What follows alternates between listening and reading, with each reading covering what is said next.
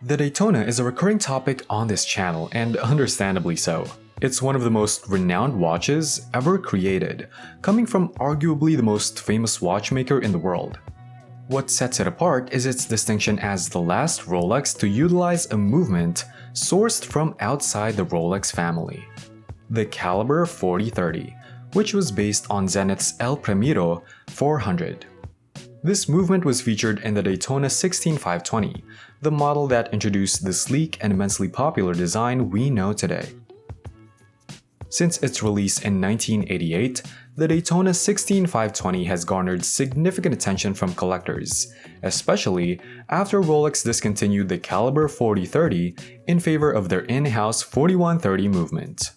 This move has increased the desirability and collectability of the earlier models. But why would someone want to own a Daytona when they could simply purchase an El Primero directly from Zenith for a fraction of the price? Let's take this step by step. First, why might someone prefer the Calibre 4030 over the newer 4130? Sure, the 4130 is a fully Rolex-designed chronograph movement that brings significant advancements over the El Primero.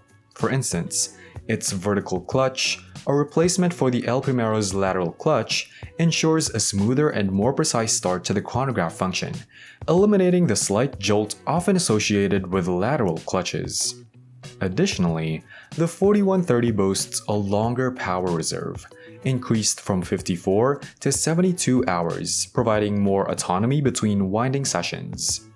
Furthermore, the construction of the 4130 is streamlined, with 20% fewer parts arranged in a manner that's more service-friendly. And let's not forget that the winding mechanism of the 4130 is significantly more efficient, improving the overall reliability of the movement. All these technical improvements are undoubtedly impressive, but here's the thing.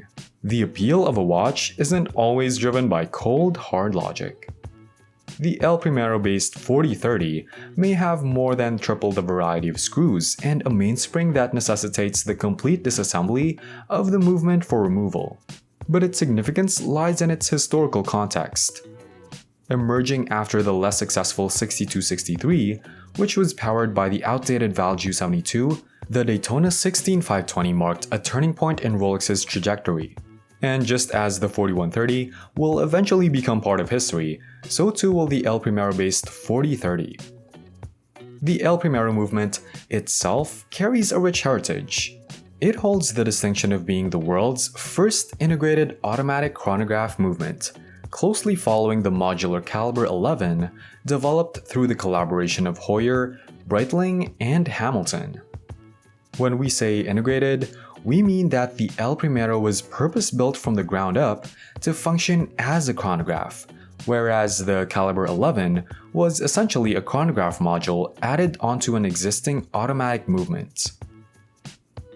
It's possible that Zenith went a bit overboard with the design of the El Primero, opting for a high beat frequency and incorporating a plethora of chronograph parts into the movement, which inevitably made it more complex to service. However, this intricate design showcased Zenith's commitment to engineering excellence compared to the more straightforward approach of the Calibre 11. But what truly distinguished the El Primero was its uniqueness and innovation. Rolex didn't just drop the El Primero into their watches as it was. Instead, they made significant modifications, discarding over 50% of its components and replacing them with their own. First, they eliminated the date function, preserving the clean and uncluttered aesthetic for which the Daytona is renowned. Then, they opted for a larger free-sprung balance, with a Breguet overcoil in place of the escapement, enhancing accuracy. While a free-sprung balance without a regulator may be more challenging to adjust, it offers greater stability once set, a clear demonstration of Rolex's commitment to performance over convenience. Rolex then made further alterations to the El Primero-based 4030 movement. They reduced its beat rate from 36,000 beats per hour to 28,800, partly to mitigate wear and prolong service intervals, and partly to extend the power reserve by an additional 4 hours. Additionally, several other components throughout the movement were swapped out with ones that Rolex deemed to offer superior performance. To top it off, Rolex applied enhanced finishing techniques, including extensive polishing and graining, and replaced the rotor-weight reversing wheels with their iconic red units. At this juncture, it's challenging to determine whether the 4030 can be considered truly in-house or not. The multitude of changes and the substantial differences between the 4030 and the fully in-house 4130 illustrate that Rolex was never entirely satisfied with the El Primero movement. The introduction of the 16520 came at a time when Rolex was still recovering from the struggles of its Valjoux 72-powered predecessors, and navigating through the aftermath of the quartz crisis, which had severely impacted the mechanical watch market.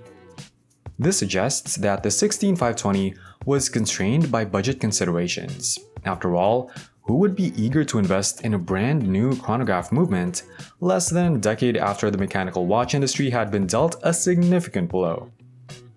As for Zenith's El Primero, it remains the original and will always hold that distinction. However, despite a few advancements such as the incorporation of silicon parts, it hasn't made significant strides forward since its narrow loss to the Calibre 11 in 1969. Here's the crucial point. For something to truly be recognized as historic, it must eventually be surpassed. And for Rolex, that moment came with the introduction of the 4130 movement. Owning a Rolex 16520 means owning a piece of history with a defined beginning and end. However, the story of El Primero remains open-ended. What this essentially boils down to is that, apart from a few mechanical differences, Zenith's El Primero is essentially on par with the Rolex 16520, on paper at least.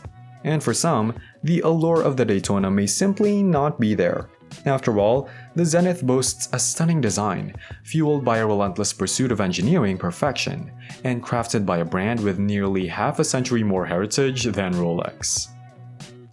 However, while Zenith may bask in its achievements, Rolex has forged ahead, first with the 4030 and then with the 4130 movements. As a brand, when you look back at the path you've carved out, which would you prefer to see?